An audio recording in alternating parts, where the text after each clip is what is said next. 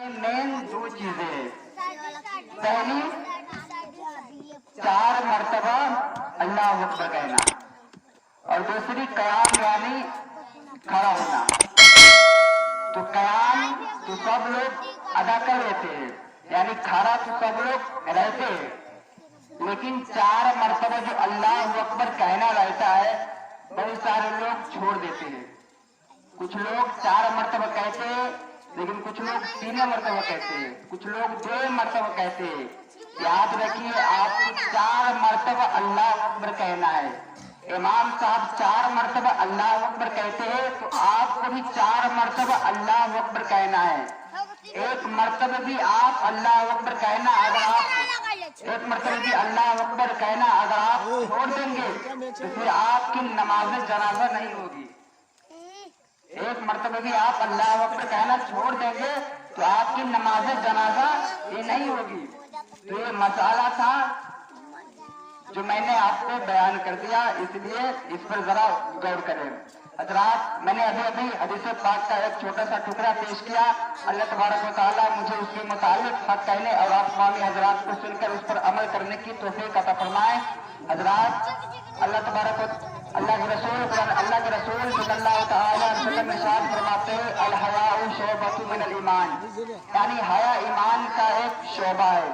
बुखारी शरीफ की हदीस से मेरे आका इरशाद फरमाते हैं कि ईमान के 70 से ज्यादा शोबे हैं, ईमान के 70 से ज्यादा दर्जात है, और उसमें सबसे कमतर दर्जा ये है कि रास्ता से तकलीफ देने वाली चीज को हटा देना।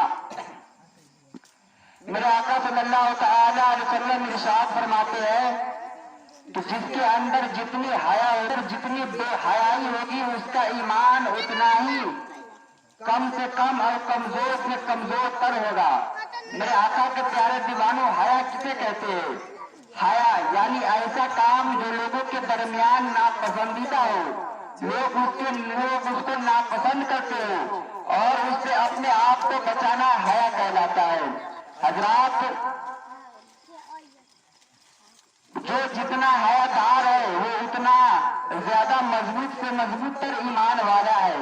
आप अंबियाए कराम की जिंदगी को देखें, आमतौर पर होता यह है कि मर्द अगर अपने जिस्म के ऊपर का हिस्सा खोल कर गुस्ल करे, यानी ऊपर के कपड़े उतार कर गुस्ल करे मर्द, तो ये मर्दों के लिए नाजायज हराम नहीं है।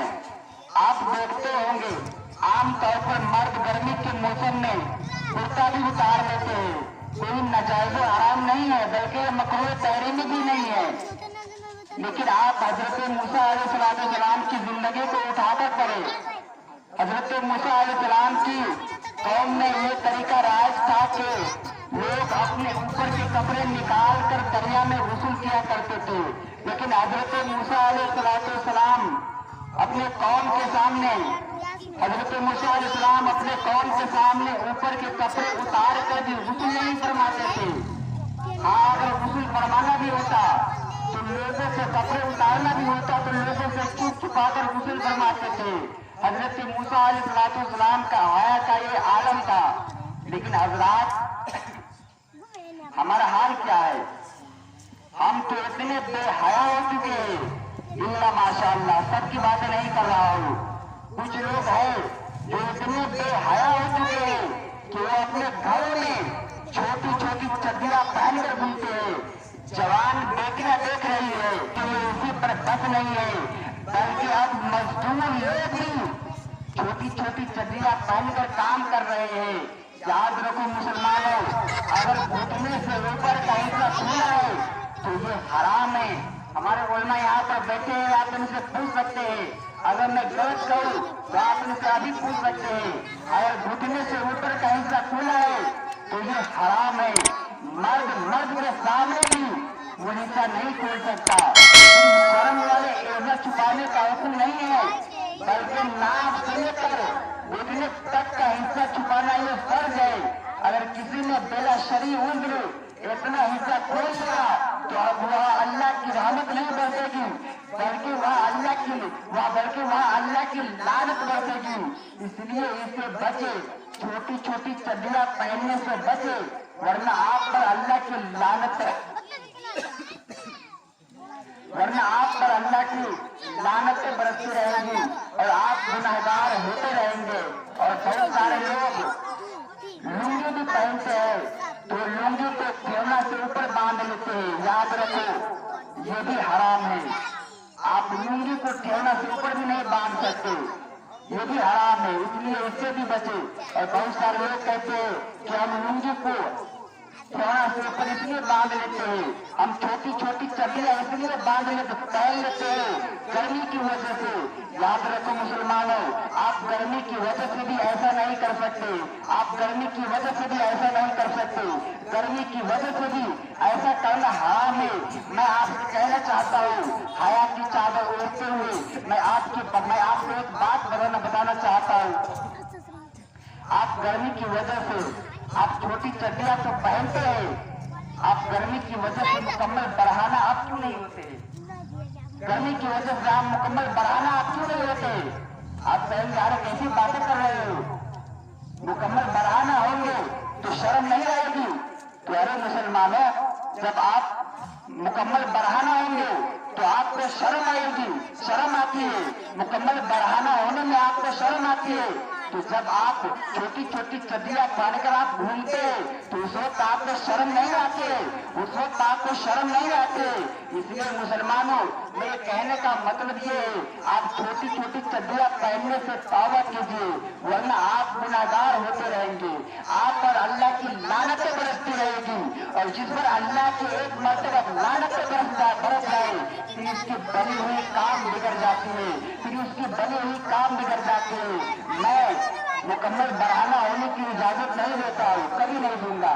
मैं इसलिए मैं सिर्फ समझाने के लिए मैंने उन्हें बताया कि आप छोटी छोटी चड्डियां पहनने से आप तौबा कीजिए, आप लुंगी को ठेवने से ऊपर बांधने से तौबा कीजिए। हजरात, खुद मेरे नबी को देख लीजिए, मेरे नबी ने अपने जिंदगी में कभी कांटा नहीं लगाया। हजरात, यानी जोर से मेरे नबी ने कभी नहीं हंसा।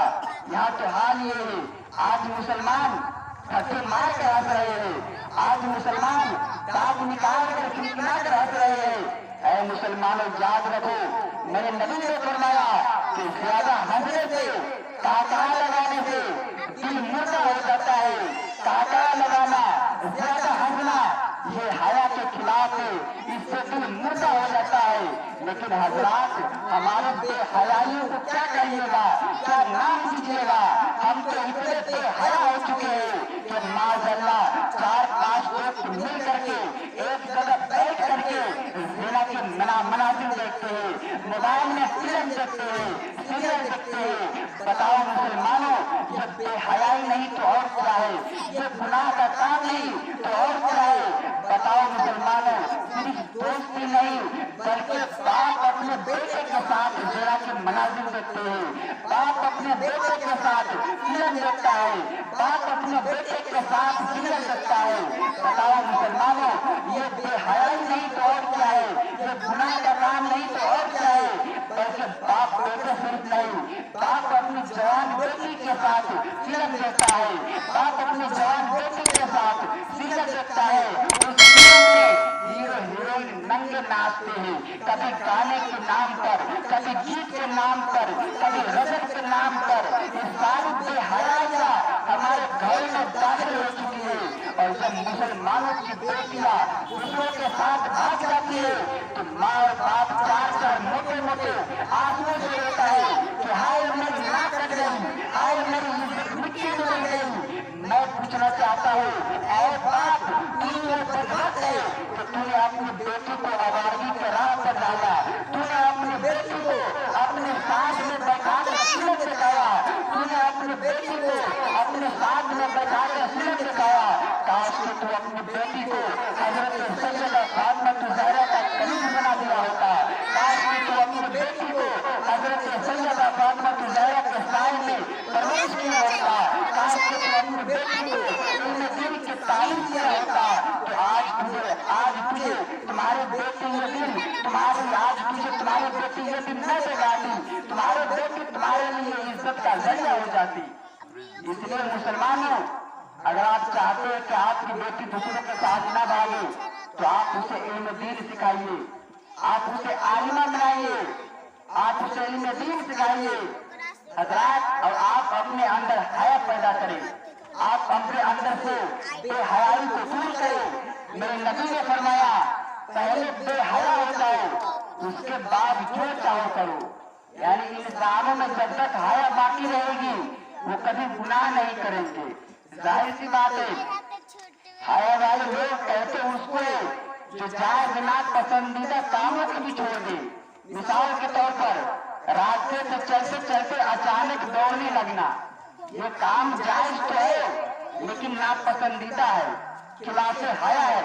जो दौड़ रहा है वो हया के खिलाफ काम कर रहा है। इसी तरह चुटकी बजाना भी हया के खिलाफ है।